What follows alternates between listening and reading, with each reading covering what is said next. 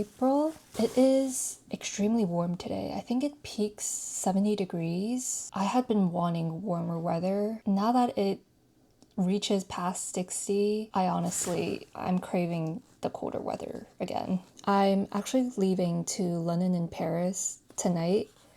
So I'm doing some last minute packing, which is why my room is kind of messy. But before I go, I did want to share some things that my friend got for me as like a belated Christmas gift because we couldn't meet over the holidays. She got me the New Yorker puzzle. This one's titled Catnap from November 24, 1997. And I haven't done puzzles in so long. So I'm really excited to start this. I'm going to actually do this with my sister because I fear that this might be a higher difficulty level to complete on my own. It looks like a very busy New York City apartment, but the colorful backdrop makes it seem much more festive. So I think it's like perfect for Christmas. She did also get me 3 books and a figurine, which I will mention once I share my updated bookshelf because they're kind of nestled into there, and I cleaned up how my bookshelf looks now. You know what? I'm actually going to take you there right now. I have not done a bookshelf update in a very long time, I feel like. And I always mix it up.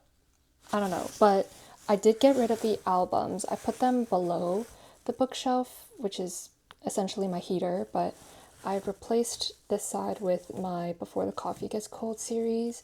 I do want to still give these away to some friends or donate them. And then I have all of my, I don't know how to categorize these, contemporary books. I'll just say contemporary books. Some of these are short stories, like She's Always Hungry and Hardly Children, but these are the ones that I deem as contemporary books. And then I have all of my NYRBs over here. This little section is my Japanese author or Japanese literature section. I only have 4 aside from my Before the Coffee Gets Cold series, and A Little Life was actually the book that my friend got for me as a Christmas gift. I actually did not plan on reading this at all, but I know it's super popular on Book Talk. And now that I have the physical copy, I feel like I should read it just to see what the talk is all about. She did also get me The Post Office Girl by Stefan Zweig. I did read this back in 2024 on my Kindle. I had been thinking about rereading it, and with the physical copy, I feel like now is a good time to pick it back up. So hopefully I could get to it either this year or next year. And then moving my way over here, my very tiny Penguin Classics edition. I have the Modern Classic and the regular classics. I do plan on buying more Modern Classic covers when I get to London because they actually have a lot of books published under Penguin Modern Classics. And they don't have that many published here in the US, so I'm definitely going to get my hands on some of the Modern Classics in London. The other book that my friend got me was Iris Murdoch, The Sea, the Sea. I actually have no idea what this is about, but I do know that this is quite popular among the classics collection. Over here is my very small Jane Austen collection. I do have a Jane Austen over here, but this section is dedicated for my anticipated reads of 2026, which was mentioned in a previous vlog. But yeah, all of them are in alphabetical order based on the sections that I've divided them into. I don't plan on changing it any further. Obviously, once the year is over and I've gone through all of these books, I'll place them back to their original places. And then I have my Nyota figurines lined up. This is a new one to my collection that my friend got me for Christmas as well. I love how it looks now. It looks way better, and I think I am the most satisfied with how it looks now compared to the past bookshelf updates that I've shared online. For anybody who is curious, this is how my bookshelf is looking like at the moment. I'm gonna finish packing up and I will share my March book thoughts once I land in London, so I will see you then.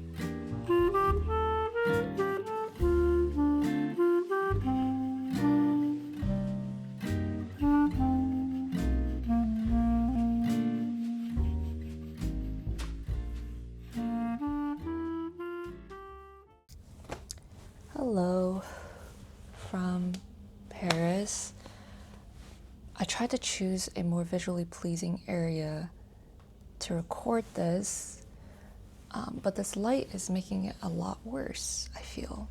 I was originally recording in the living room, but I'm living with my family in an Airbnb, so it does get pretty loud, and I had to re-record several times actually. But I wanted to come on here to share my March book thoughts. I've read 2 books in March, Who Has Changed and Who Is Dead by Barbara Commons and The Yellow Wallpaper by Charlotte Perkins Gilman. I did also have Strange Buildings by Uketsu on my reading list for that month, but my home library still hasn't received the book yet, and it's already the second week of April. Yeah, I placed a hold on that book several weeks ago and it still hasn't been ready for pickup. So maybe I'll try again either this month or next month, but I do want to get to it just because I've read Strange Pictures by him and I really liked that one.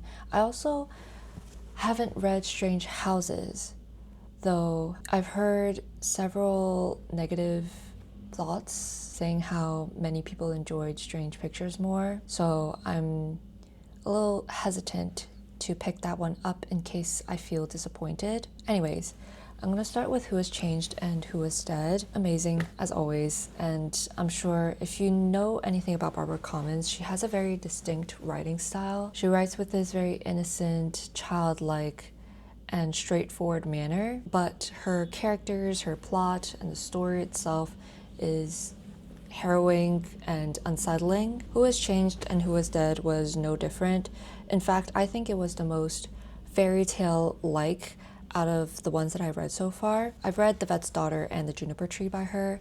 I really liked both of them. The story follows the Willowweed family as they experience a flood and an illness that's mysteriously taking the lives of the townspeople. However, they have no interest in the townspeople and the deaths that follows. They only care about themselves. Barbara Commons still makes the characters extremely unlikable, and it's a pretty big family dynamic as well, so it does add to the plot and makes the story a little bit more interesting. The only thing I did not like too much was the ending.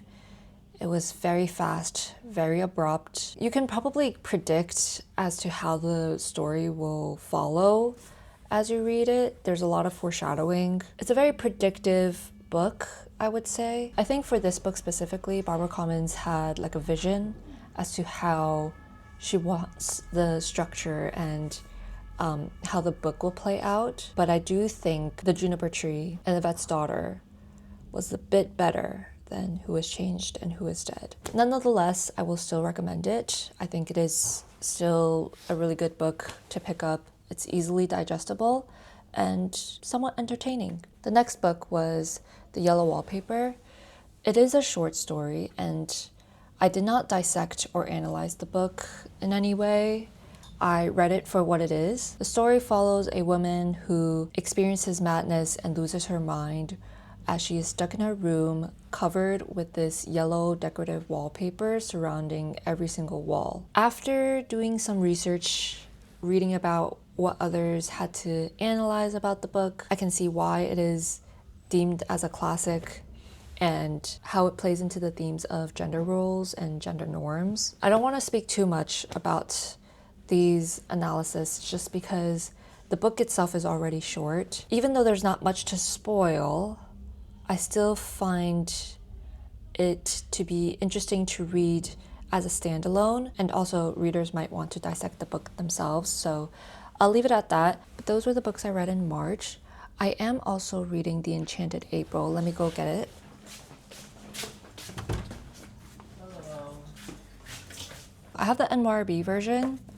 I know that Penguin also publishes a copy of it. I am almost 40 pages in, and I already love this book. It is really good. Having a very difficult time visualizing as I read. Back then I could visualize while reading, but lately the words just kind of transfer through my head and that's it. Even though there's a lot of dialogue happening the first few chapters, I could still imagine and visualize things going on, which is a good thing. I would say. It is going at a rather slower pace, but I really like Elizabeth von Arnim's writing style. It's super posh. I think it's because she's English. This is great so far. I just could not find time to read it while traveling just because each day's just been packed with things to do. So I might get back to this when I head to the airport or when I'm flying back to New York. I also got a bookmark yesterday. I went to the Musée d'Orsay. I apologize for my weak pronunciation, but this is the Magpie by Claude Monet. It's my second favorite painting by him. I have a long day today too, so I'm gonna go and I'll see you back in New York.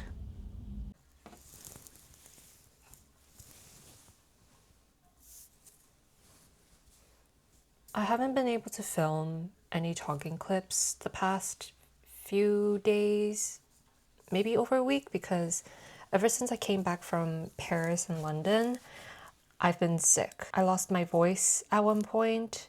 I still sound slightly congested. I blame it on the weather. I do apologize in advance if this video is extremely montage heavy. I did want to come on here one last time before I end this video. I started to come across a lot of videos of people sharing their monthly favorites. So I thought it would be fun for me to also talk about my monthly favorites. And because I only talk about books and perfumes on my channel, maybe if I were to share some things that I liked over the past few months, it might show viewers a little bit more about who I am and what I like. However, I find it very difficult to like something new every single month. And even if I do, I tend to obsess over it for a span of several months. For me to film a monthly favorites video every single month, a lot of the things that I would mention would start to sound redundant. So instead, I'm going to share a quarterly report where I share some of my monthly favorites over a course of 4 months. So here's what I've been liking since January up until April, since May is right around the corner. I'm going to start with a very obvious one. This is the leather journal I made back in January, and I've already shown this across my videos, I think over 3 times now. Ever since I made it, I have been consistently using this. It's also super organized, so it definitely rewires my brain the right way. As for beauty, I have been picking this one up a lot more recently. This is the Fui Lip and Cheek Glowy Jelly Pot. I know the pudding pot was very popular at one point. I actually prefer this way more than the pudding pot. My usual lip product is the Rare Beauty Tinted Lip Oil. I've gone through 3 bottles of that already. And if you wear it, it has a minty feeling. It's not supposed to give a plumping effect, but it does feel nice on the lips. However, there was just something about the winter that just passed. The winds were so scathing. So to be hit with high-speed winds that are as cold as the temperature outside, that minty feeling starts to feel painful. So I switched over to something a little bit more glossy, a little bit more moisturizing. And for anybody who is curious, this is in the shade Couverture. It gives a very slight tint, like a translucent look, and I really like that. As for food, I've been really into blueberry muffins. I am a very huge chocolate person, so whenever I see muffins, I would tend to go for the chocolate chip muffin or an all chocolate muffin. But lately, I've been eating blueberry muffins, especially ones with the crumbly top, and my life has changed. I can never choose a chocolate muffin ever again, unless the blueberry muffin does not have a crumbly top. If it does not have the crumble on top, I am not eating it. And also, this has been a recent obsession of mine as well. It's the Bubs Banana Toffee Swedish Candy. It smells so good. I'm not a huge Swedish candy person, but I've been obsessed with these earlier this April. Between January till April, my favorite book that I've read has got to be Abigail. by Malak Szabo. It was the very first book that I read this year, and it might even be my favorite of the year. I still think about this book, and each time I do, I am hit with this feeling that I can never experience reading this for the first time ever again. And it saddens me that I cannot, because this was so good. I've already mentioned my thoughts on this book in the previous video, and if you're interested, you could probably find it on my channel. I'll either link it in the description box or leave like an info card. And out of all of the books that I've read this year, this is the one that I was most immersed in. I felt a very deep connection with the characters, and it definitely resonated with me the most. Yeah, I had a very pleasant reading experience with this book, so that's probably why I feel pretty attached to it, even after finishing it months later. Other media consumptions. Oh, there's this Chinese drama that I am obsessed with. It's called Pursuit of Jade, and it's starring Zhang Linghe and Tian Qi. It's a story about a female pig butcher who comes across a man on the verge of death, buried in the snow. She takes him back to her home, cares him back into health, comes to find out that this man is no ordinary man. He is actually the Marquis of Wu'an, and she doesn't know that because he's hiding his identity from her. They form a fake contractual marriage to benefit each other, and the story follows from there. I am usually an avid K-drama watcher, but lately, I haven't been feeling the same excitement I've been feeling every single time I see a K-drama releasing. I instead feel that way towards the new C-drama releases. Like Pursuit of Jade, for example, I actually had anticipated its release back in early 2025 because I saw a clip of the drama. I just knew it was going to be good, and I was right. It might even be my favorite C-drama of all time. I highly recommend it, even if you're not an avid C-drama watcher. It's just produced so well. The script, the cinematography, the casting, the characters, plot, the chemistry between all of the actors, it's just so worth the watch. And then there was also a movie that I watched on the plane ride home. She's the Man. It's the one starring Amanda Bynes and Channing Tatum. I'm a sucker for the late 1990s, early 2000s rom-com movies, and I've been meaning to watch She's the Man. Something about the middle school humor, a ridiculous plot line with very ridiculous characters. It just makes me laugh. It's so stupid that it's good. I also really like going to art galleries. I went to one before I left to Paris. It was actually the ones that I showed clips of in the intro montage of this video. And that one is with a Brooklyn-based artist named Arlena Arlena Kai? I've been following her work on Instagram, and me and my friends just casually were walking around the Lower East Side and then came across her name plastered at the gallery. I just had to pop in. I was very glad that I noticed it immediately. There's actually 2 other galleries that I want to visit today, and I'm gonna take you along with me. So I'm gonna go get ready.